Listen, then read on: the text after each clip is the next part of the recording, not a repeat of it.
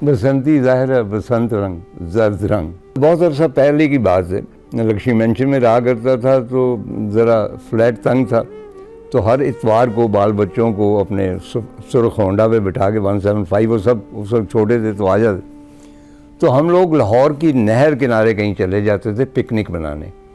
तो एक रोज़ हमने देखा कि वो नोट किया कि नहर से एक सूआ छोटा सा नाला निकलता है, तो हम उसके किनारे ही चले गए ताकि वो ओपन फील्ड्स हों, वहाँ बैठ के हम पिकनिक करें। और वहाँ क्या देखते हैं कि उस सूआ जो था, वो जो नाला था, कीकर के चंद दरख्त थे और वीराना था। इन दिनों इकबाल टाउन वहाँ तक पहुँच चुका है। वहाँ पे एक साहब हैं बड़ी बड़ी मूँछों वाले, और वो ईज़ल सामने रखे पेंट कर रहे हैं। तो मेरे छोटे बेटे ने जाके उनसे कुछ गुफ्तगू की और उन्होंने उनसे बातें की, मैंने बात नहीं की। लेकिन बाद में, बहुत बाद में खुला कि पाकिस्तान में लैंडस्केप के सबसे बड़े मास्टर खालिद इकबाल थे। खालिद इकबाल से मुझे नज़ीर ने ही मिलाया, और उसके बाद माल्टन में रहते थे। शादी उम्र भर नहीं की, अफवाह थी कि जहाँ करना चाहते थे वहाँ मुमकिन ना हुई, तो उन्होंने कहा हम शादी नहीं करेंगे। और शायद ये बेहतर हुआ कि उनके पास काम करने का ज़्यादा मौका उनको मिल गया।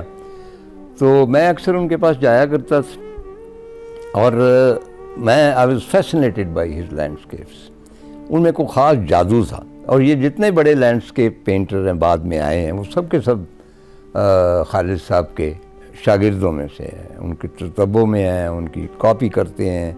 जुल्करनैन मैंने बताया था, बहुत ही खूबसूरत, नज़ीर भी उनका शागिर्द है। तो बड़े धीमे मिजाज के थे, और मेरे साथ उनकी दोस्ती कह लें या कुर्बत कह लें, उसकी एक वजह पाकिस्तानी शुमाल भी था।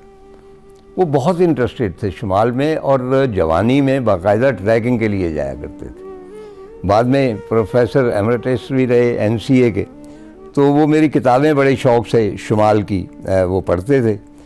तो तब भी आउटडोर का इतना चस्का था कि मोटरसाइकिल रखा हुआ है बुढ़ापे में, पीछे कैनवस बांधा है और पेंट वगैरह, और कहीं निकल गए हैं तो मैं कहता कि सर आप कार पे क्यों नहीं चले जाते। कहने कि कार अब इतना ज़्यादा झमघटा हो गया है कि कार उन जगहों पे जाती नहीं जहाँ मैं जाना चाहता हूँ। मोटरसाइकिल छोटी पगडंडियों पे भी चला जाता है। चुनांचे जब तक उनमें हिम्मत रही वो बाहर जाके पेंट करते रहे। और जो उनकी मास्टरी थी उसकी मैं क्या दाद दे सकता हूँ, बस यूँ समझिए कि भाई वर्मीर की एक पेंटिंग है, the girl with white Perl, एक ऐसी लड़की जिसने वाइट पर्ल पहना हुआ है कानों में, मोती। उसको अगर आप गौर से देखें ना, तो वो पर्ल बना नहीं हुआ, वो वर्मीर ने सिर्फ यूँ करके ना ब्रश के साथ उसको छुआ हुआ कैनवस के साथ, दूर आके देखें तो पर्ल दिखाई देता। खालिद साहब में यही खूबी थी कि वो सिर्फ छू देते थे किसी जगह को, और वो जगह वही बन जाती थी जो वो बनाना चाहते थे। जैसा नज़ीर कहा करते थे कि खालिद साहब ब्रश उठाते हैं और एक जगह यूँ लगाते हैं और कहते हैं पानी हो जाता है, वो पानी हो जाता है। और वही ब्रश कहीं और लगाते हैं तो वो सूखी हुई घास हो जाती। उनके यहाँ एक मुलाजमा थी, जब भी जाते स्क्वाश का ऑर्डर दे देते। हम नॉर्थ की भी बातें करते, थोड़ी बहुत पेंटिंग्स की भी बातें करते। तो जब बाहर निकलते, अच्छा वो भी बहुत सीक्रेटिव थी। वो जो कमरा जहाँ पे मुकम्मल करते थे पेंटिंग्स, वहाँ किसी को जाने नहीं देते थे, और जो अगर आप ऐसे ही वारद हो जाएं तो ऊपर कपड़ा डाल देते थे। वो नहीं चाहते थे कि कोई भी नामुकम्मल पेंटिंग उनकी देखी जाए। तो जब उनके कमरे से बाहर जाते थे ड्राइंग रूम से, तो दरवाजे के ऊपर एक पेंटिंग लगी, और मैं हमेशा ठहर कर 1 सेकंड 2 सेकंड उसको देखता था, फिर आगे जा। एक रोज़ मुझे कहने लगे कि तार साहब इस पेंटिंग को क्यों देखते हैं आप, पुरानी उनकी पेंटिंग थी, उसमें रंग बहुत। तो मैंने कहा सर इसमें ये जो सरू के दरख्त हैं उनके आगे जो ढलवान सी है एकदम ये नीची होती है। तो वो जो पोर्शन है वो मुझे बड़ा पसंद है, कि मतलब है कि तस्वीर में इस तरह 3 डायमेंशन पेंट करना वो बड़ी कमाल की चीज़। तो मुलाजिम को बुलाया, कहेंगे इसको उतारो, उसको उतारा, कहेंगे ये पेंटिंग आपके लिए। अब मैं हैरान परेशान, क्योंकि खालिद साहब की पेंटिंग की उन दिनों भी इतनी मांग थी कि लोग कतार बांधे खड़े रहते थे पैसे लेके। तो मैंने कहा सर मुझे क्यों ये इनायत कर रहे हैं। कहने लगे मैं आपको बताऊं कि इस हिस्से के लिए ये मैंने पूरी पेंटिंग बनाई थी। اور آپ پہلے شخص ہیں جنہوں نے اس کو اپریشیٹ کیا ہے. تو مجھے یہ فخر حاصل ہے کہ میرے پاس ان کی 5 پینٹنگز ہیں بہت کلاسک، جو ان کے ایک پینٹنگ تو ان کی 6 بڑی پینٹنگز میں آتی. لیکن مجھے فخر یہ حاصل ہے کہ وہ جو پینٹنگ وہ واحد ہے جو انہوں نے مجھے تحفے کے طور پہ دی. خالد اقبال سے میں کئی مرتبہ کہتا کہ خالد صاحب آپ کا یہ چھوٹا سا باغیچہ ہے، اس میں کیکٹس ہیں اور پھول ہیں، پتھر ہیں، ان کو کیوں پینٹ نہیں کرتے؟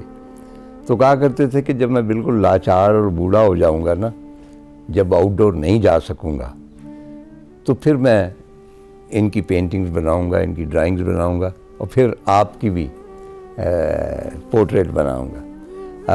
ایسا ممکن نہ ہو سکا، لیکن یہ ہے کہ جو گرفت، جو سحر خالد صاحب کی پینٹنگز میں تھا، اس کا ایک میں چھوٹا سا حوالہ، میں اور بھی بہت ساری باتیں کرنا چاہتا ہوں، اتنا وقت نہیں ہے.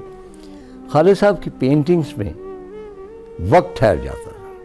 پینٹنگ کو دیکھ کر آپ بتا سکتے تھے کہ ایک کون سے وقت کی ہے، صبح کی ہے، دوپہر کی ہے، دھوپ کی ہے، چھاؤں کی ہے، مطلب ساون کی ہے، کب کی ہے.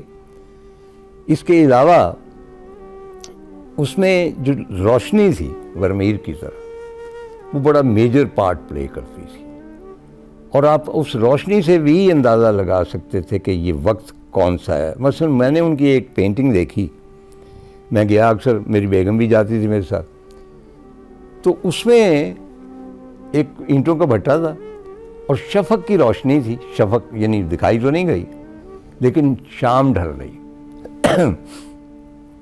تو شام ڈھل رہی ہے تو وہ شفق کی سرخی ان سرخ اینٹوں پہ ٹھہری ہوئی. آپ اگر اس پینٹنگ کا اتنا سا حصہ کسی کو بھی دکھا دیں اور کہیں کہ یہ کون سا وقت ہے، تو وہ بتائے گا کہ یہ سورج ڈوب رہا ہے. یہ کمال صرف ان میں تھا، اور میں اس پینٹنگ کو حاصل کرنا چاہتا تھا. تو انہوں نے کہا کہ نہیں، یہ میں آپ کو نہیں دوں گا.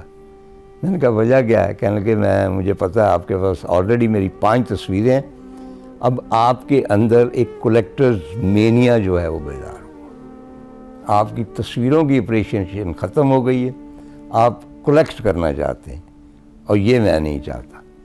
تو یہ تھے خالد اقبال. کاروان سرائے دیکھنے والے بہت سے دوستوں نے کہا ہے کہ آپ مصوری کی بات کرتے ہیں تو مصوری کے بارے میں کچھ کتابوں کا تذکرہ کیجئے. میرے پاس جتنی کتابیں تھیں وہ میں اٹھا لایا، یعنی جتنی اٹھا سکتا تھا.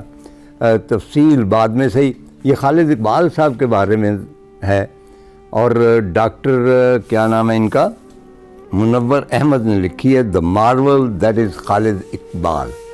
اگر آپ خالد اقبال کو جاننا چاہتے ہیں تو یہ کتاب مست ہے. اس میں ان کی تمام تصویریں، ان کی پینٹنگز کی تفصیل ہے، ان کے آرٹ کے بارے میں گفتگو کی گئی ہے.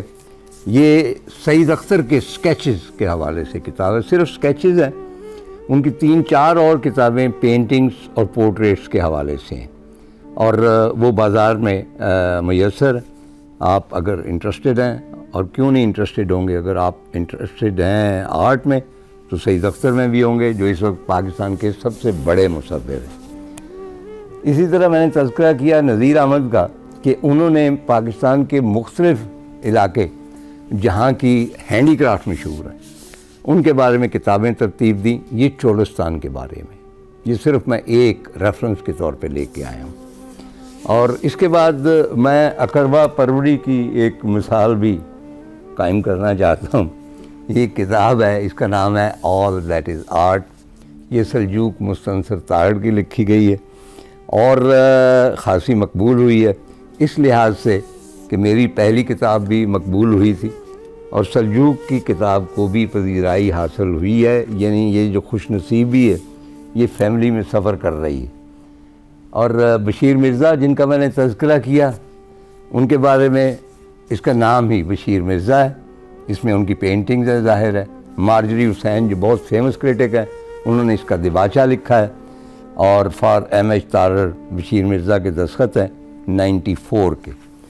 اور آخری کتاب جو ہے وہ ہے اورہان پاموک کی، اور اس کا بنیادی جو کانسیپٹ ہے، Nobel prize winner for literature, وہ منیچر پینٹنگ، اور اسی میں ان اندھے مصوروں کا بیان ہے کہ جو پوری عمر جھکے رہے منیچر پینٹنگ کرتے ہوئے اور پھر نابینا ہو گئے۔ تاج صاحب ہم آپ کے صبر اور تحمل کے قائل ہو گئے ہیں۔ اللہ میاں بھی صابرین کے ساتھ ہے، ہم بھی آپ کے ساتھ ہیں۔ اب حکم کیجئے کہ یہ حقیر پرتقصیر فقیر آپ کے لیے کیا کر سکتا ہے۔ آپ دیکھیں نا یہ جو انگلیاں ہیں یہ بھی ٹیڑھی ہو گئی ہیں خطاطیاں کرتے کرتے۔ غور کیجئے کہ اس سے اللہ کا لفظ بھی بنتا ہے۔ یہ کون تھے؟